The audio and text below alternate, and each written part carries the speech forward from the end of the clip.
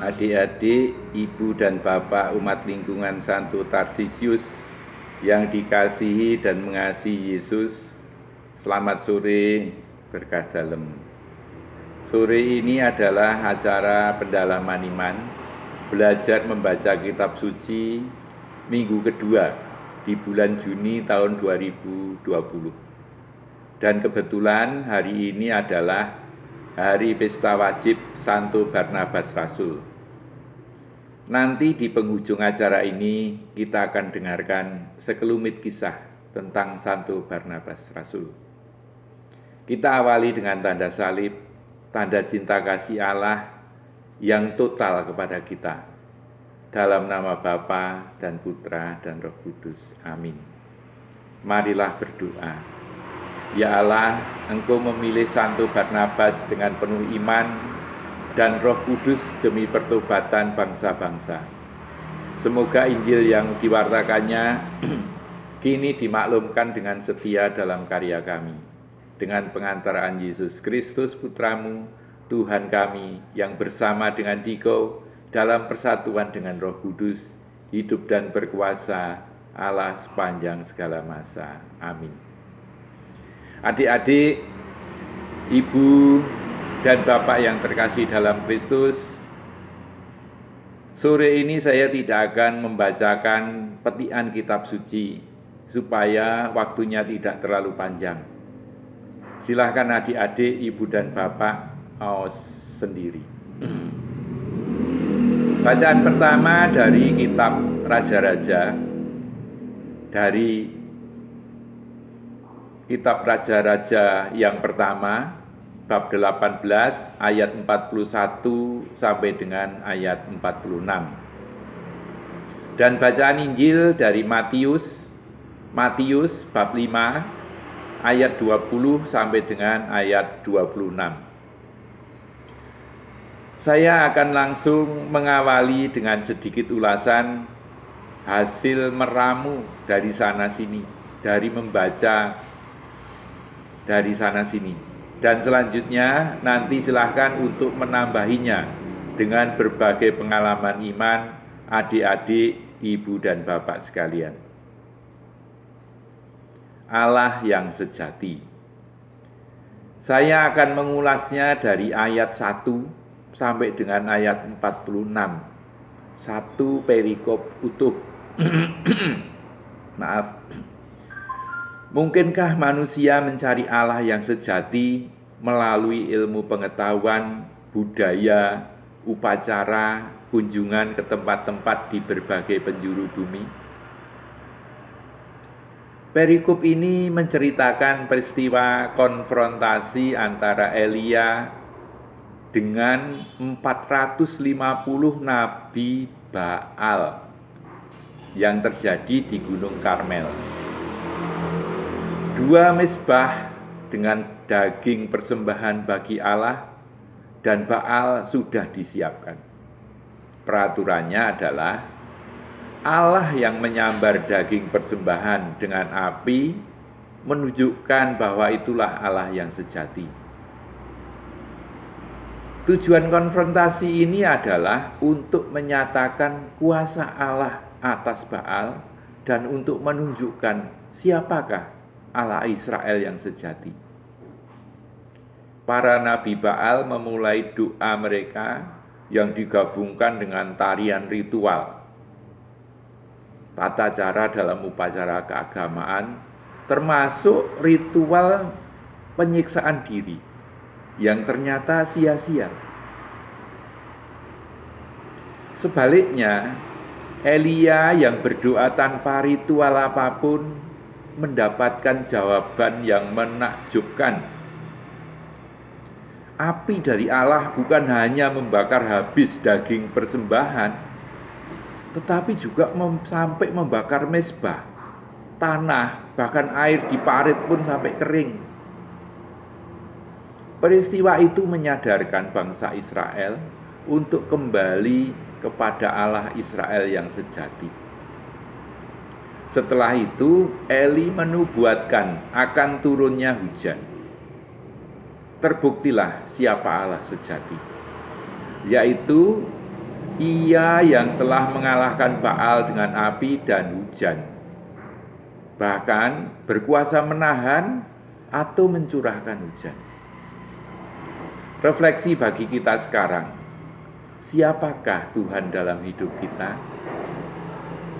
Allah sejati atau Allah lain seperti harta, kekuasaan, popularitas, astrologi, dan lain sebagainya? Marilah kita renungkan. Yesus adalah Allah yang sejati. Sudahkah kita memilih untuk menyembahnya? Sekarang mari kita lihat ke bacaan Injil. Yesus membentangkan semangat baru yang menjiwai kerajaan Allah. Ditulis oleh Matius dalam bab 5 ayat 3 sampai dengan 48. Yang kita kenal dengan khotbah di bukit atau sabda bahagia. Selain sabda bahagia, khotbah di bukit juga memuat ajaran Yesus seperti yang kita dengar dari Injil hari ini, yaitu bahwa barang siapa marah terhadap saudaranya harus dihukum. Salah satu ciri Kristiani yang harus nyata dalam hidup anak-anak Tuhan adalah sikapnya terhadap sesama manusia. Sikap tersebut harus berpadanan dengan bagaimana Tuhan bersikap terhadap manusia ciptaannya.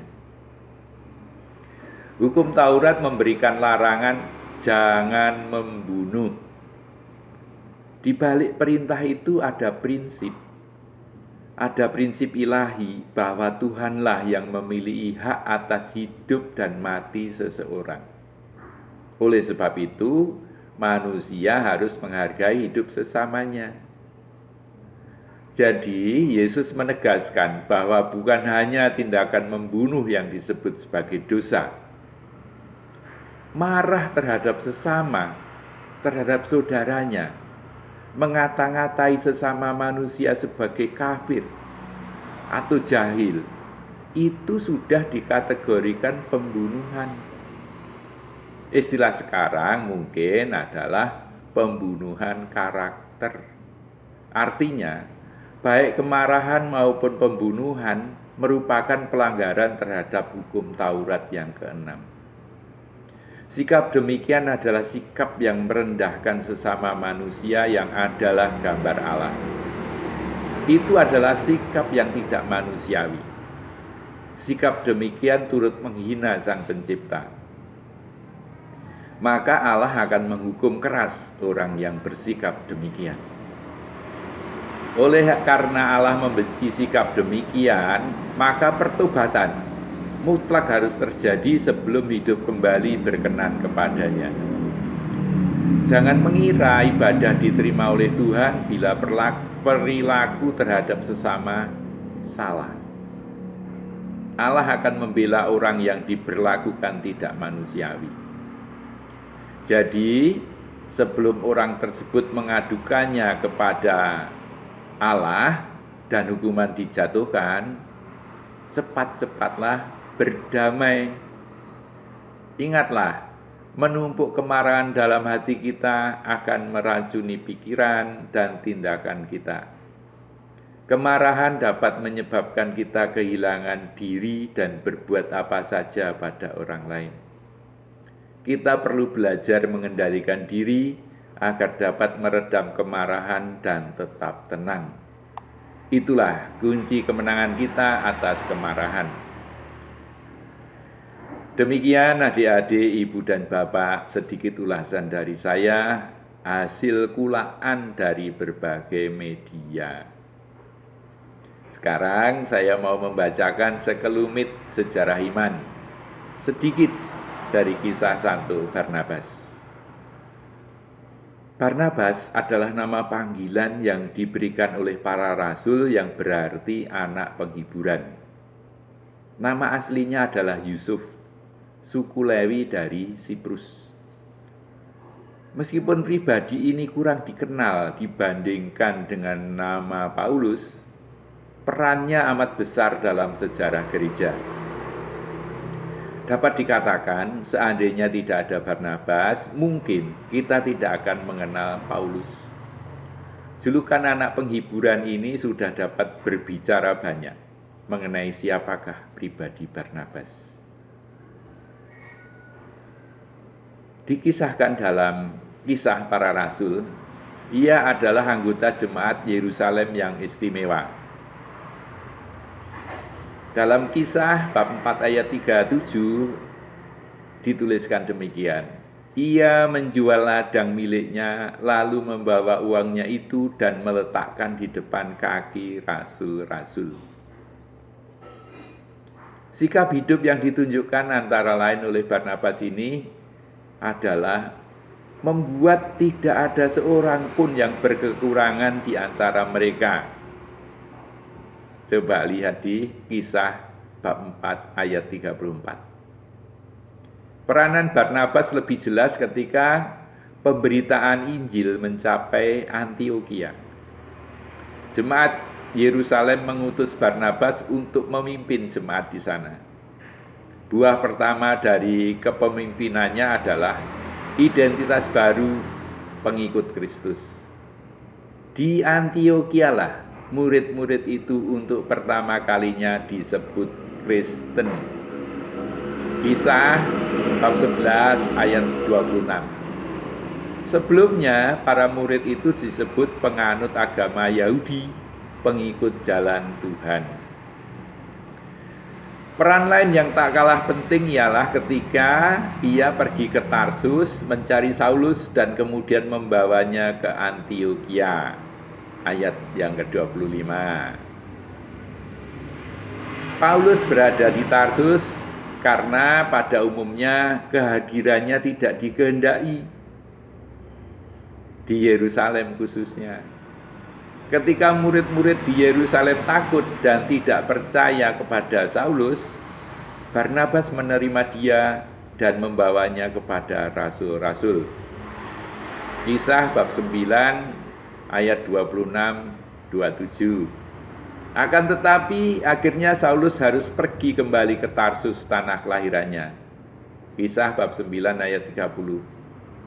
Selanjutnya Saulus dibawa ke Antiokhia dan dijadikan salah seorang nabi dan pengajar.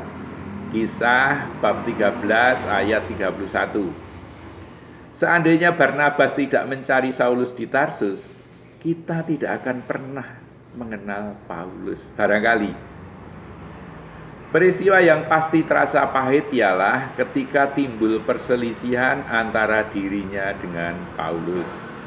Kisah bab 15 ayat 35 sampai dengan 41. Sebagai pribadi yang berjiwa besar dan sama sekali tidak memikirkan kepentingannya sendiri, Barnabas memilih kembali ke Siprus dan menyerahkan tanggung jawab sepenuhnya kepada Paulus. Itulah sekelumit kisah mengenai Barnabas, anak penghiburan yang disebut sebagai orang baik, penuh dengan Roh Kudus dan iman. Kisah bab 11 ayat 24. Demikian Ibu Bapak, adik-adik yang terkasih, belajar kita mengenai kitab suci, dan kita cukupkan sekian. Marilah kita berdoa, doa penutup. Ya Tuhan, melalui Kristus Engkau memberi kami hidup abadi. Semoga sabdamu dan teladan Rasul Barnabas makin menyempurnakan hidup kami di hadirat-Mu dengan pengantaran Kristus Tuhan kami. Amin. Demikian adik-adik, ibu dan bapak umat lingkungan Santo Tarsisius yang berbahagia yang dapat saya sampaikan. Terima kasih atas perhatiannya dan mohon maaf atas segala kekurangan dan kekilapan. Terpujilah Allah Bapa, Putra dan Roh Kudus untuk selama-lamanya. Amin. Dalam nama Bapa, Putra dan Roh Kudus. Amin. Selamat sore, berkah dalam.